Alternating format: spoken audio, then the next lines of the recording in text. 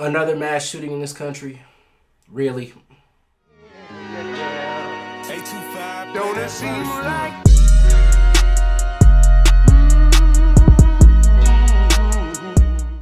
So yeah, guys, I'm coming on here with a little bit more of a somber tone. It's incredibly tragic what has happened.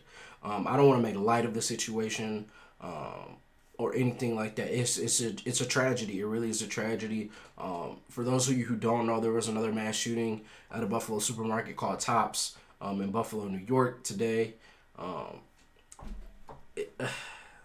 So many people shot and injured. 10 people killed. 3 others wounded. Yeah. So we have these mass shootings. I mean, I can't even describe how many mass shootings there have been.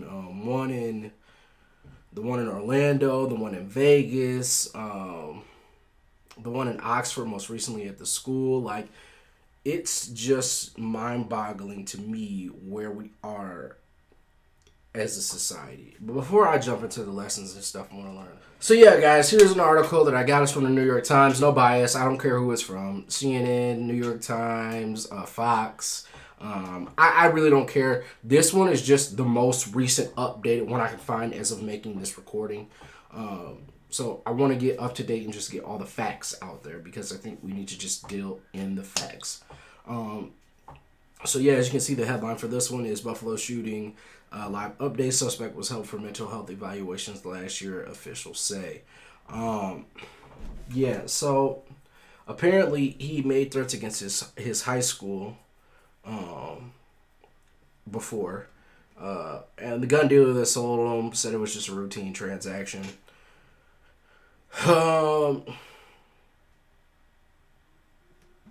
So he was brought in, as you can see here in the article. Buffalo police officials confirmed on Sunday that Mr. Jedron had been brought in by the state police in the southern tier along New York's southern border with Pennsylvania last June for a mental health evaluation after making an unspecified threat at his high school. The evaluation lasted about a day and a half, but did not result in a longer hold. The threat was generalized and not racial in nature. He was evaluated and then released.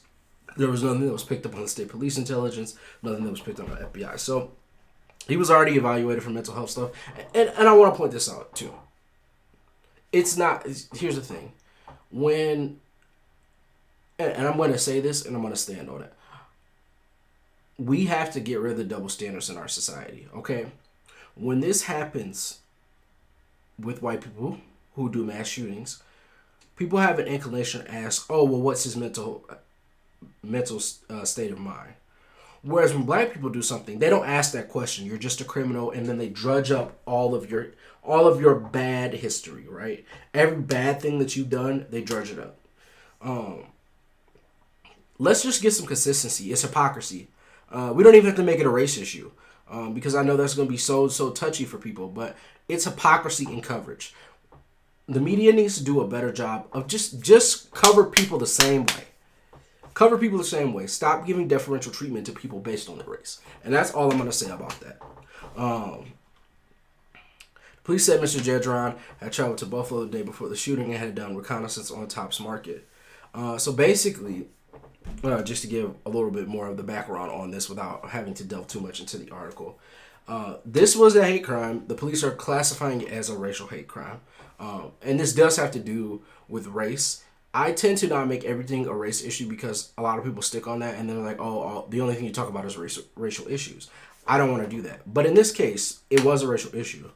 The suspect slash defendant, who is innocent until he is proven guilty, I want to say that I am very consistent about that. He's innocent until he's proven guilty. Until they prove in a court, I'm going to give him his innocence. But the words out of his own mouth were, he did this because he hates black people. Full stop. So there is nothing to debate. I mean, this individual came here with the express purpose of taking as many black lives as he could. This is completely racially motivated. Completely racially motivated. Mr. Jedron, who police said wore body armor and camouflage during his spree, is believed to have posted a lengthy, screed-riddled with racist writings and expressing admiration for a white supremacist ideology known as replacement theory. For those of you who don't know what replacement theory is, basically the white population is dwindling and it's being replaced by others who are minorities.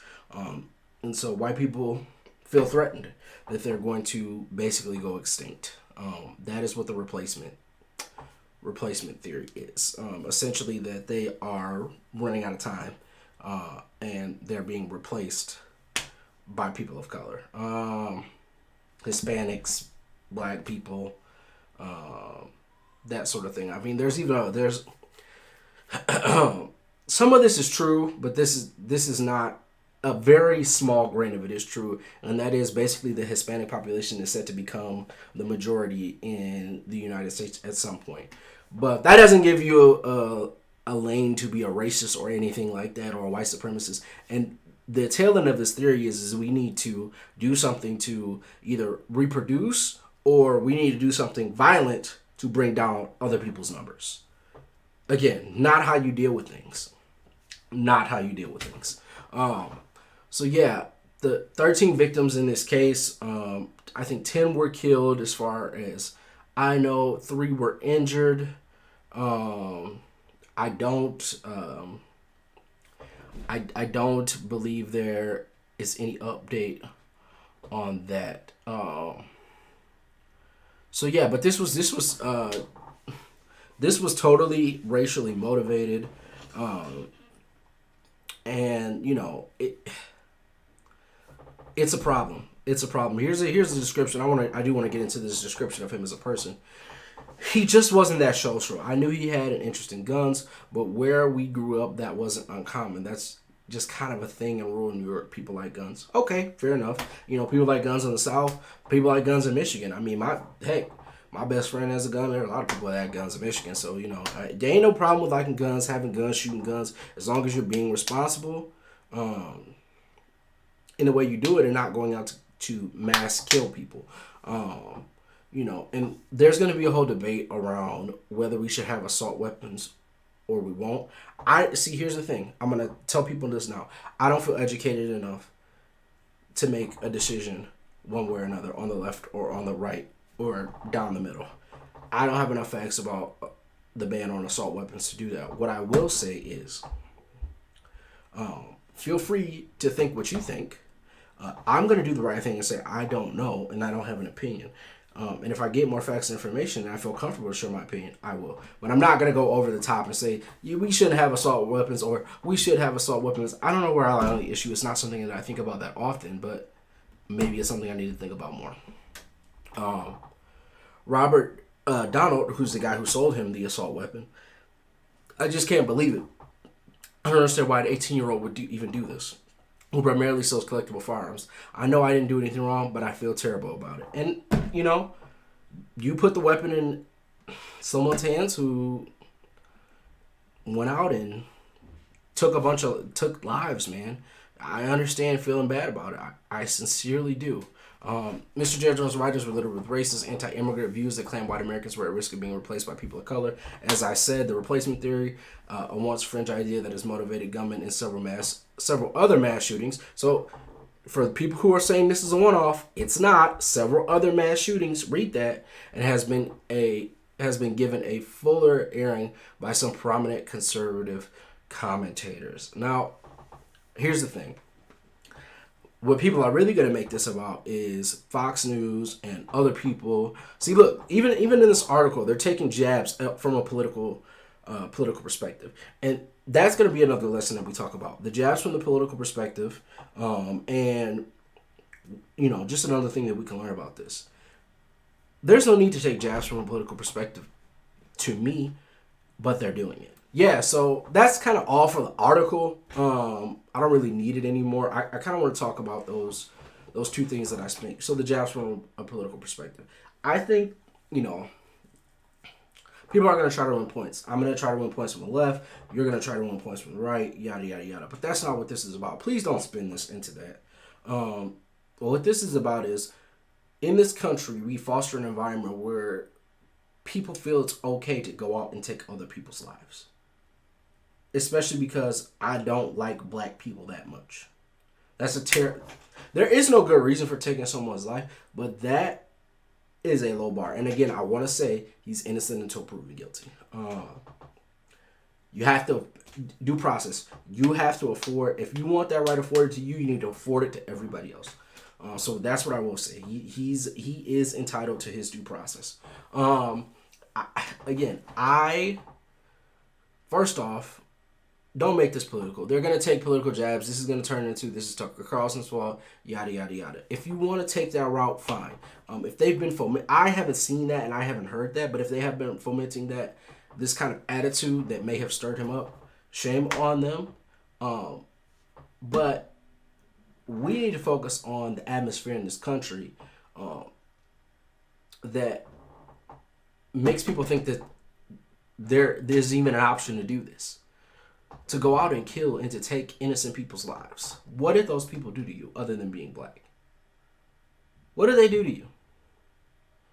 It's a shame. It's a shame. I shouldn't even have to be talking about this, to be honest with you. I should not have to be talking about this. With Foster, we have an environment in this country, and for those people that say, and I'm gonna say this still on too, for those people that say racism is dead, you're a lie. You're a lie, and this is another proof that it's not dead. There are people that still hate each other based on the color of their skin.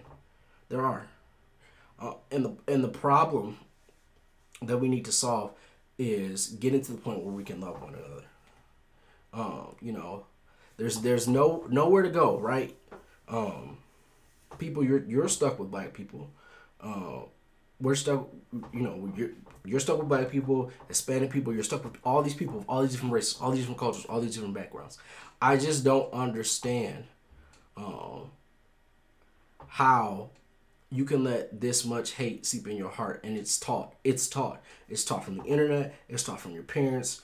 It's taught, and we have to stop people who are teaching this kind of hate. People who are teaching hate in general. That needs to be stopped.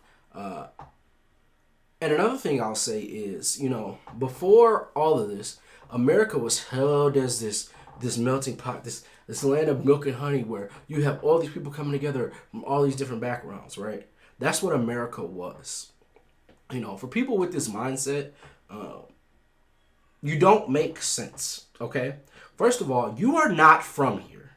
Let's start off with that. You're from somewhere in England. Okay? Let's just be honest about where you're from.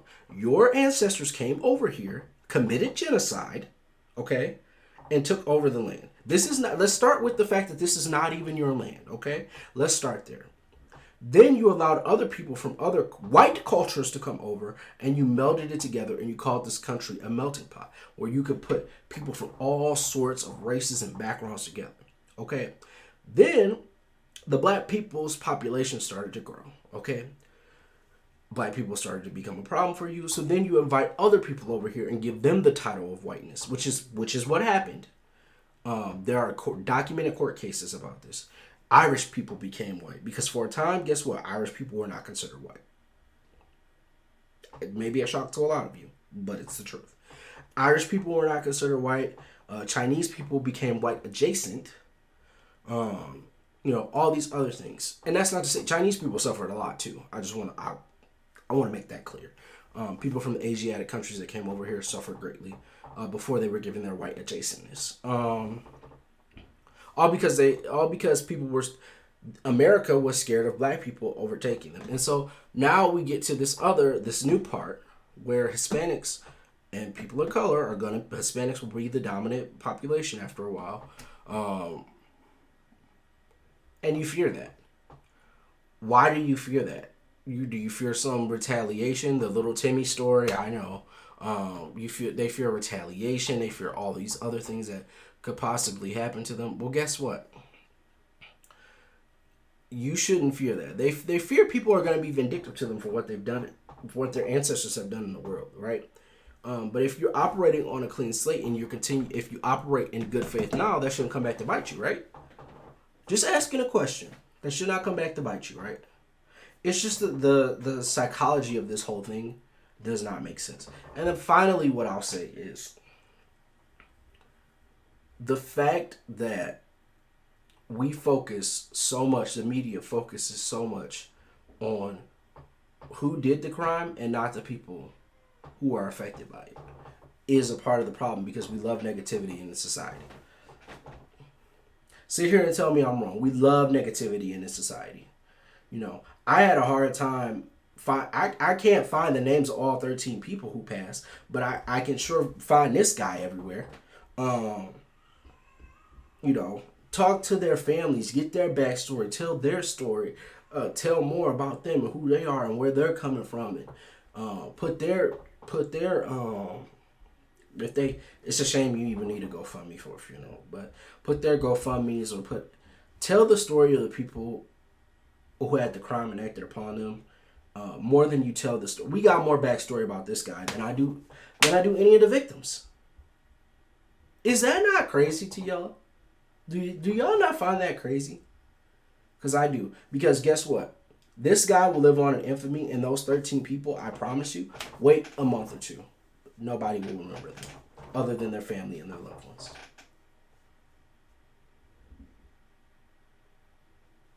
I challenge you right now to tell me all the people who died in Las Vegas shooting. I challenge you right now to tell me all the people who died in Orlando shooting. You know who committed those crimes, though. Again, the focus and the direction needs to shift to stop focusing on who committed the crime. Focus on the victims. Tell the victim story. Give them a little light. And I get we're being sensitive. You know, they went through a crime and maybe their family wants peace, but the focus doesn't need to be on the guy who did it. His focus is coming during his trial. Right after, I don't need tens of thousands of information about him. Talk to me about the victims. So yeah, man. Tragic situation all around. Like I said, Mr. Jedron, you are afforded your due process. I'm going to give that to you. You are innocent until you are proven guilty. I will say that your writings and stuff don't help you. None of that helps you. You know, the facts of the case and the situation don't help. I want to focus on the victims. I mean, he's in Erie County Jail right now. But he is, it's a shame. It's a shame. It's a shame that this happened. I want to focus on the victims and the victims' families. Praying for you, for your healing as you go through this time of grieving. You know, if there's any way that anybody can help, I'm going to try to find a way. Maybe I'll post some links in the description or whatever, you know, support these families because that's who this is really about. It's not about him. Let's focus on them. So I'm not going to do my closeout like I normally do, guys. What is appropriate to say is, you know, rest in peace to the 10 victims that I know that were killed, and I'm hoping that the 3 other victims pull through. Prayers to their family. Yeah, I'll see you guys next time.